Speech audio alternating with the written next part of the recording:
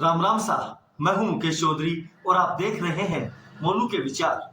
आज हम बात करेंगे राजस्थान चुनाव में कांग्रेस के दोनों बड़े नेताओं अशोक गहलोत और सचिन पायलट को बांधने के लिए भाजपा ने क्या रणनीति बनाई है और यह कितनी कारगर सिद्ध होगी। इस पर चर्चा को आगे बढ़ाने से पूर्व छोटा सा निवेदन है, कृपया वीडियो को लाइक और चैनल को सब्सक्राइब कर लें। 2 दिन पूर्व जयपुर में भाजपा के चाणक्य अमित शाह एवं राष्ट्रीय अध्यक्ष जेपी नड्डा ने शाम 7 बजे से रात्रि 3 बजे तक भाजपा के सभी बड़े नेताओं के साथ गहन मंथन किया। खबर निकल कर आई कि इस बार भाजपा विधानसभा चुनाव बिना सीएम फेस के लड़ेगी।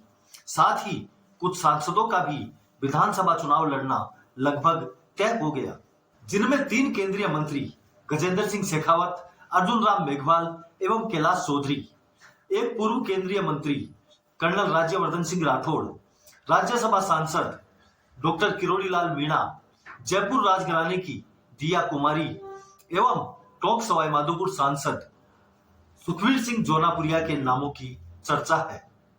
यहां हम सिर्फ 2 नामों की चर्चा करेंगे, गजेंद्र सिंह शेखावत एवं सुखवीर सिंह जोनापुरिया। ये 2 नाम इसलिए महत्वपूर्ण हैं क्योंकि गजेंद्र सिंह शेखावत जिस सीट से सांसद है वो जोधपुर सीएम अशोक गहलोत का गढ़ माना जाता है और सीएम अशोक गहलोत की सरदारपुरा सीट भी इसी जोधपुर लोकसभा क्षेत्र के अंदर आती है। आपको याद होगा, जोधपुर लोकसभा सीट से 2019 में सीएम अशोक गहलोत ने अपने बेटे वैभव गहलोत को चुनाव लड़वाया था। सीएम गहलोत के साथ पूरी कैबिनेट ने जोधपुर सीट के ऊपर अपनी ताकत झोंक दी थी। बावजूद इसके भी सीएम गहलोत अपने बेटे वैभव गहलोत को इस सीट से चुनाव नहीं जीता पाए थे। सीएम के बेटे को गजेंद्र सिंह शेखावत ने जोधपुर सीट से 2,74,000 वोटों से शिकस्त दी थी। यहां तक कि सीएम गहलोत की सरदारपुरा सीट से भी वैभव गहलोत 18,000 से अधिक वोटों से पराजित हुए। इन्हीं आंकड़ों को ध्यान में रखते हुए भाजपा सीएम गहलोत को उनकी ही सीट पर फंसाने के लिए उनके सामने गजेंद्र सिंह शेखावत को विधानसभा चुनाव में उतार सकती है। वहीं सचिन पायलट की टोंक सीट सुखवीर सिंह जोनपुरिया के लोकसभा क्षेत्र के अंदर आती है। यह क्षेत्र गुजर बहुल क्षेत्र माना जाता है।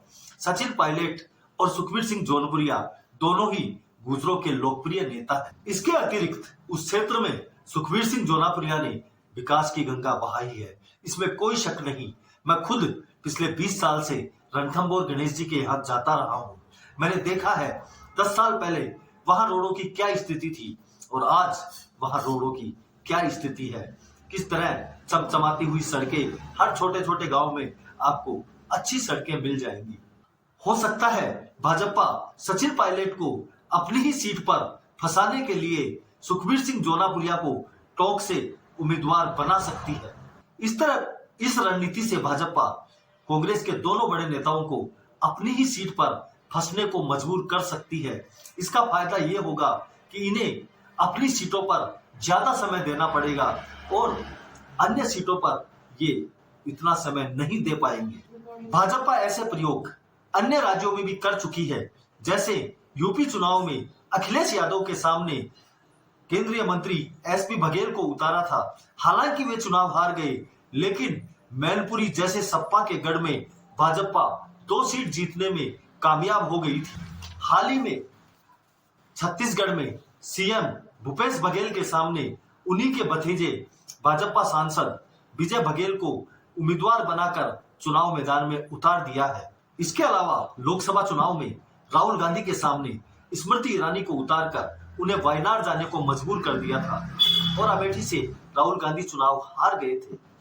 और भी ऐसे कई उदाहरण हैं जहां भाजपा विपक्ष के बड़े नेता को उसी की सीट पर फंसाने का प्रयास करती है। अतः राजस्थान विधानसभा चुनाव में भी भाजपा सीएम गहलोत और सचिन पायलट के सामने इन दोनों सांसदों का इस्तेमाल कर उन्हें उन्हीं की सीट पर फंसा सकती है। ये मेरा मत है। आपका इस पर क्या विचार है, कृपया कमेंट करके बताएं। वीडियो को लाइक और चैनल को सब्सक्राइब करना न भूलें। धन्यवाद। जय हिंद, जय भारत।